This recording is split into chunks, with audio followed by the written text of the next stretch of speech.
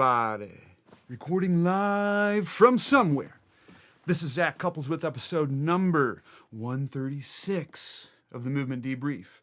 And today, folks, we're going to get metaphysical with the logistical because we're going to talk about how to incorporate breathing, breath work, whatever you want to call it, into training. Yes, folks, how can you get gains and breathe at the same time?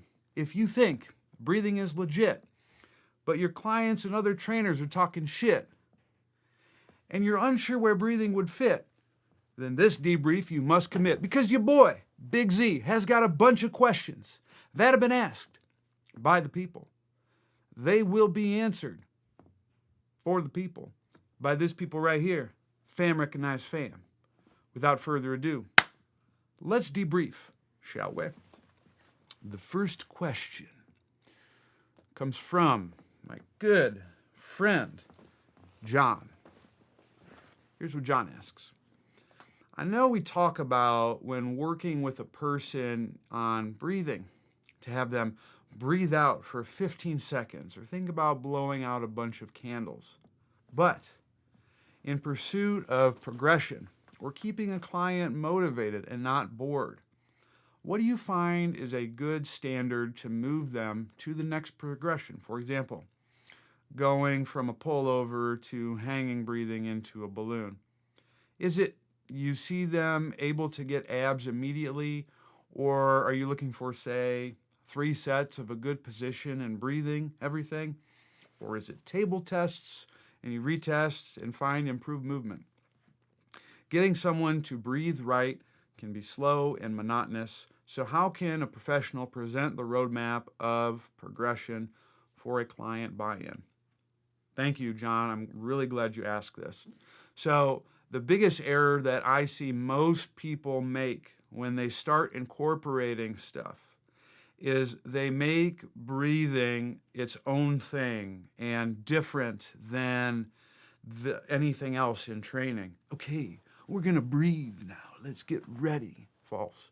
We don't want that to be the case, because when the stuff that I'm talking about, breathing, stacking, all of that is no different whatsoever than squatting, than hinging, than push, than pull, and whatever else you have in your training toolbox.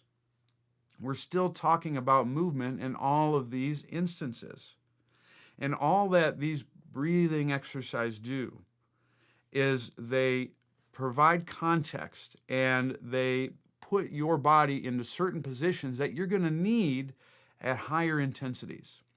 Let's take a Lewitt position or 90-90 position as a prime example of that. And this is how you can frame this for your supreme clientele. With a 90-90 position, you're lying on your back, knees are bent and hips are bent at 90-degree angles.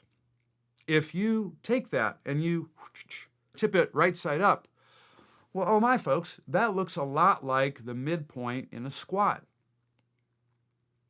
And you can even show your client that. Take a picture of them and then just tip your phone right side up and they'll see, oh wow, that's the midpoint of the squat. Well, guess what, client?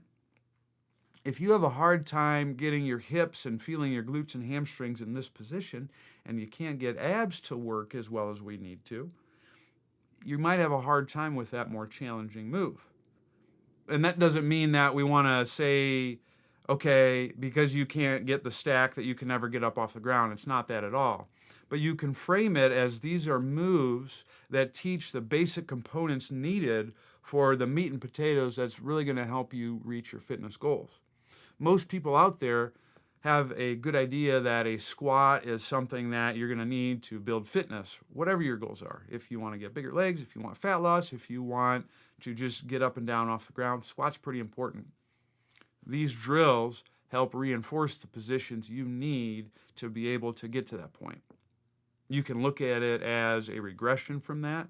You can look at it as just teaching fundamental skills that they're going to need to be able to do to perform in the weight room. Either way, there's nothing that makes that particular movement and position special.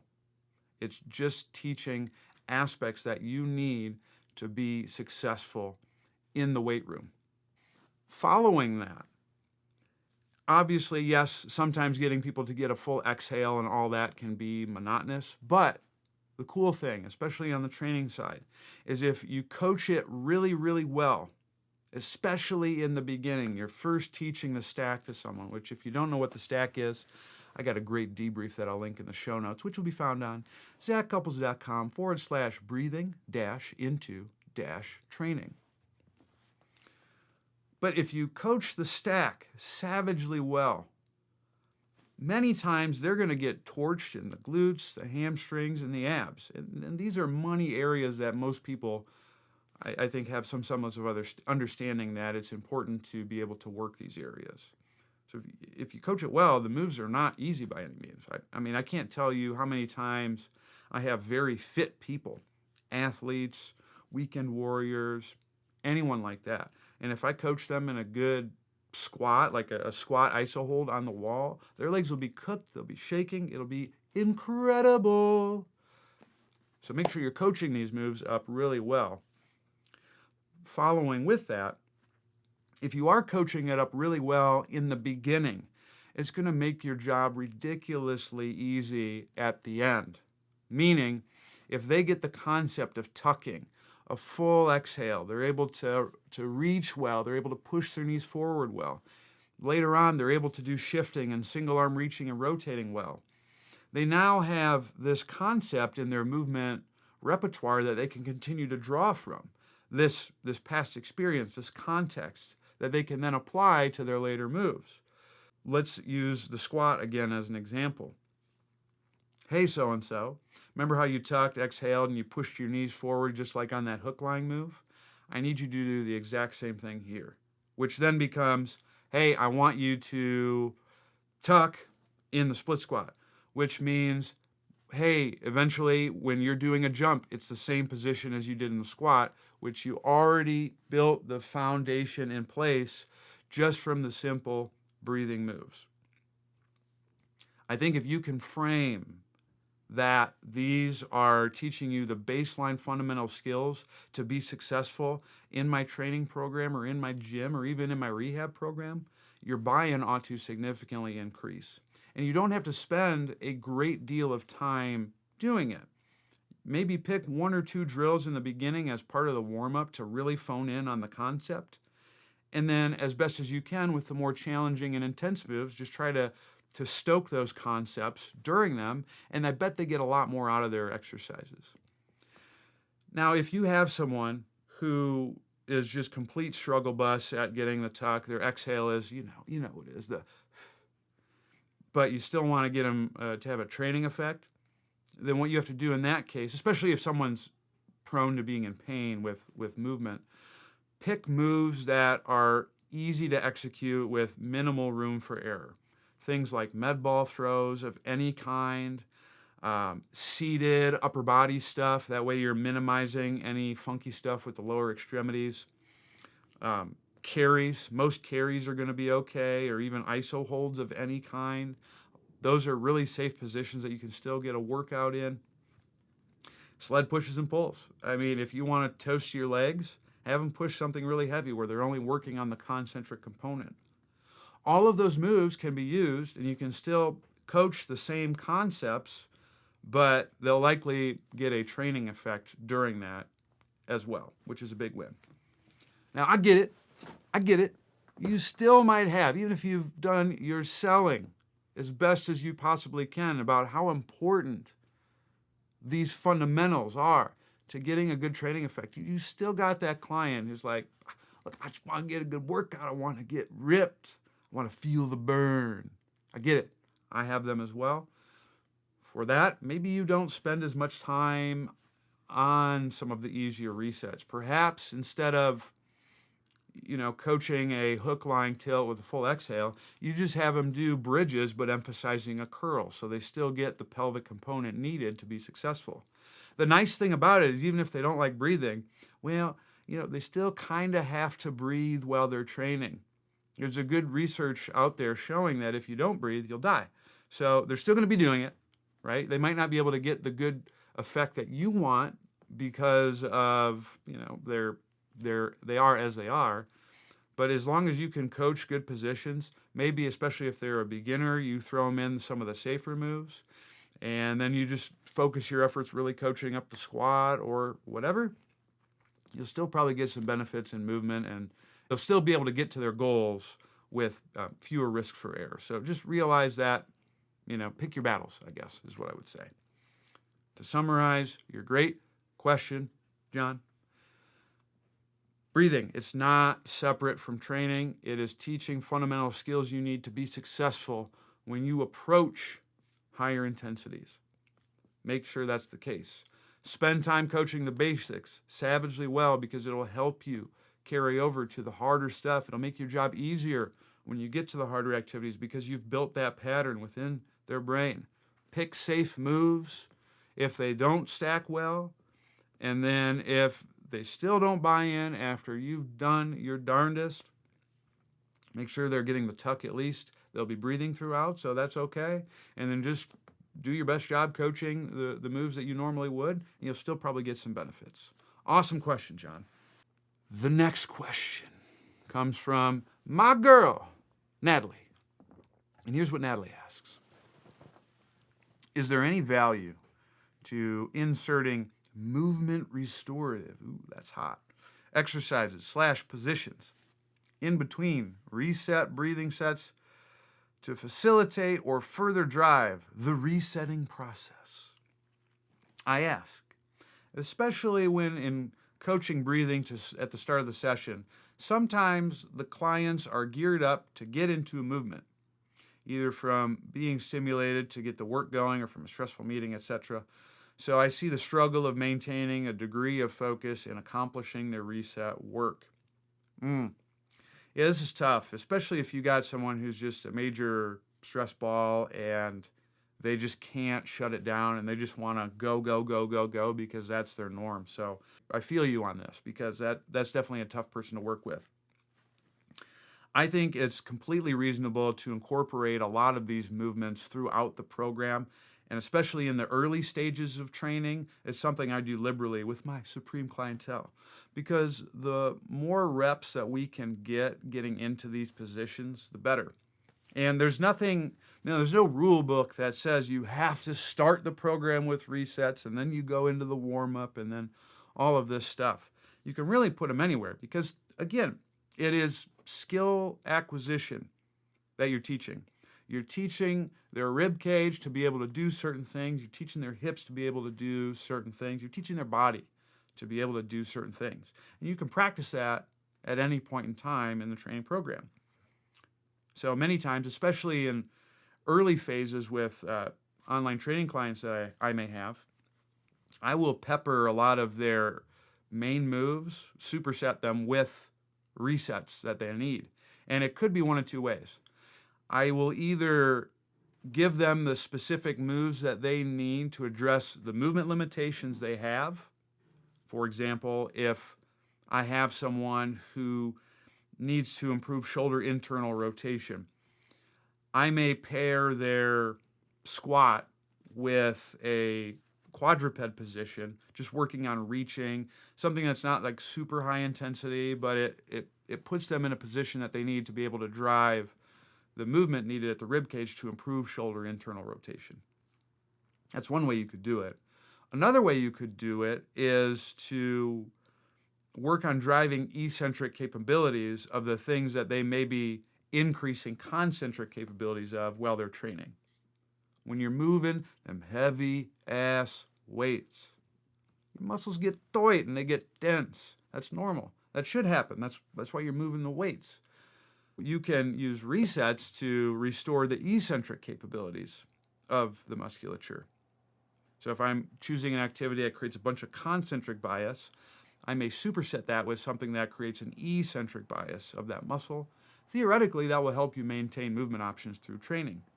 For example, let's say you're doing something that's very upper body dominant.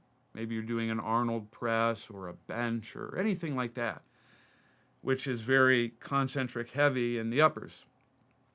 You could do something like a bar hang, where you're grabbing onto a bar and you're hanging down and creating this nasty stretch in the chest and the rib cage. You could do that to help offset the concentric bias that is going to happen with the move. Or you could also do things to increase movement capabilities needed for a particular movement. For example, let's say you are having someone squat with whatever variation you choose. You might pair that with a movement that helps them increase their squat depth or reinforces the mechanics needed to perform a squat well. One thing that I might do, and I've done before, is I might have someone do like a front squat variation, and then I'll have them superset that with a drunken turtle, where they're bringing their knees to their chest and they're rolling back and forth. Because essentially the drunken turtle is a cheating way to get into the bottom of a squat. And I think any utilization of resets or breathing moves in that regard can be really effective. And another nice thing too is you're spending this time really focusing on producing a lot of force. And then from at least a mental standpoint, you're kind of slowing down and really focusing on a specific movement or action.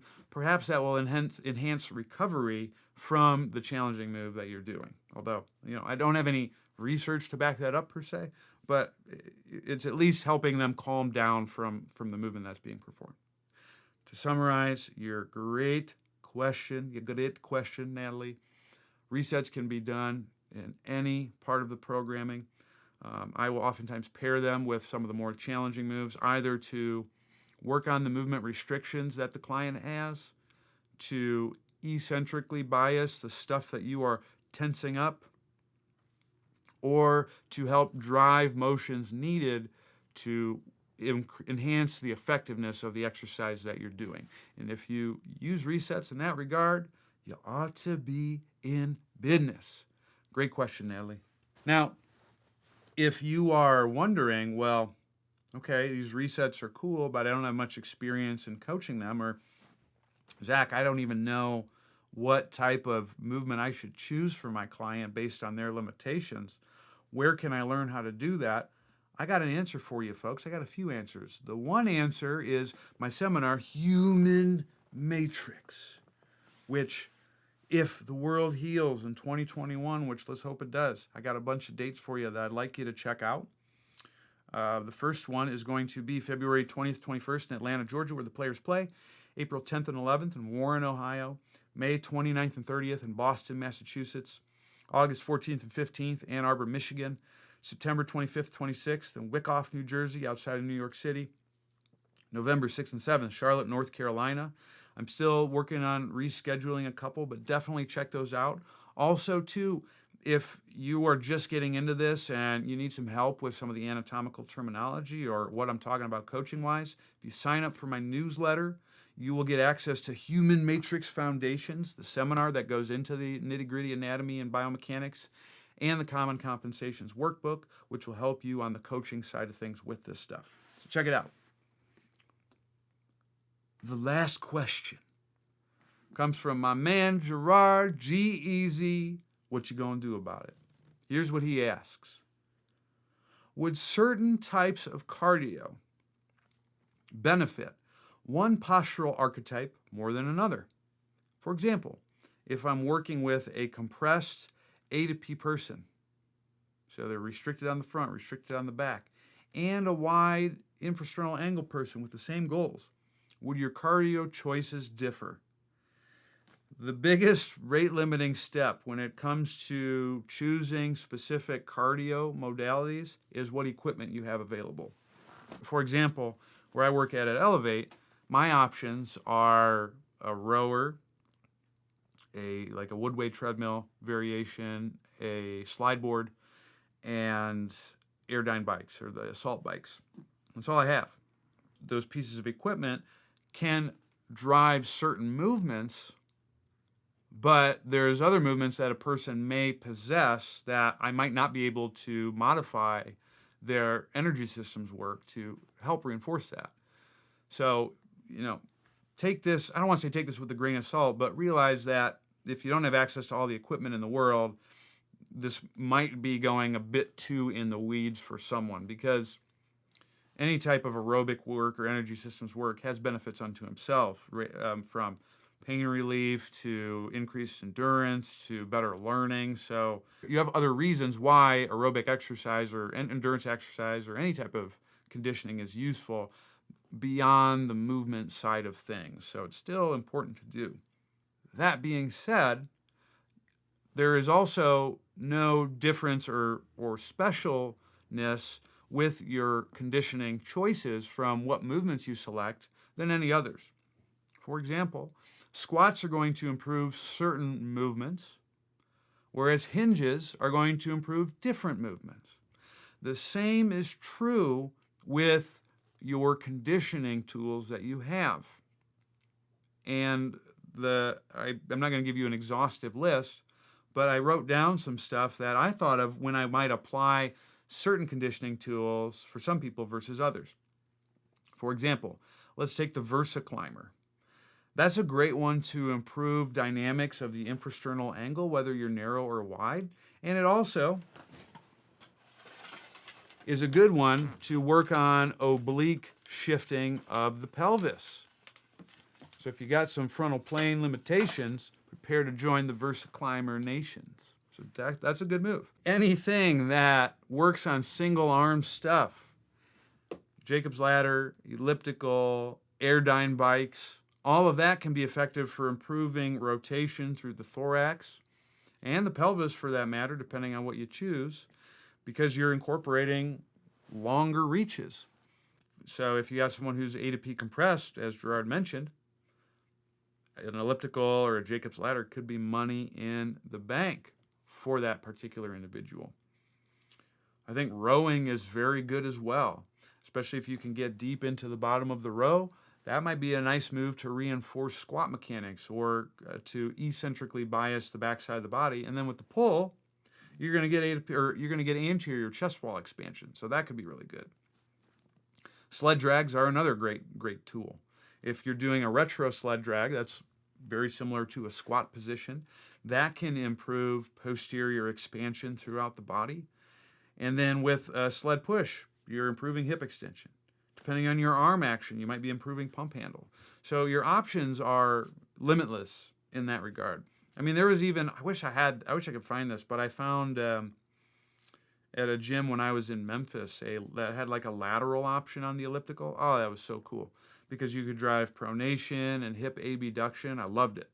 Slide boards are really good for that as well. So you have to look at what limitations your client possesses and then think what tool that I may have available will help me get the job for longer durations to improve work capacity, among other things. When I'm first working with someone, maybe they're not familiar with a lot of the stuff that we're talking about, I will, a lot of times, in terms of what physiological stuff I will bias, I will go more towards the aerobic side of things for two reasons. First reason is because doing aerobic exercise is going to build work capacity in the positions and activities that I need them to be able to do. One. Two, there's some pretty solid research out there showing that aerobic exercise can enhance your learning. And a lot of the first couple blocks when I'm working with someone are more learning intensive. Anything I can do to reinforce that, aerobic exercise being one possibility, is going to be money. So a lot of my peeps are going to be doing cardiac output in the beginning or even extensive tempo intervals. Once you have that base and they have some work capacity built up, then you just have to think about what demands am I trying to help my person meet. For example, if their goal is to be an avid hiker, like your boy, and maybe they're limited in hip flexion, you could choose something like high-intensity continuous training step-ups to improve their movement capabilities and drive the conditioning tactics that they need to be able to do something like that. Whereas if you got someone who's a fat loss client and you need to do high-intensity training to help create metabolic stress, but you know that they need to improve hip internal rotation mechanics, you might do an airdyne bike to drive rotation through the thorax with a lower seat that's closer to 90 degrees of hip flexion, because that could potentially continue to improve internal rotation. And then you would just manipulate your work-rest ratios so you're driving the metabolic stimulus that you need. So you can really be creative with both the modalities you select and how you program them, depending on what your client's goals are. To summarize your amazing question, Gerard,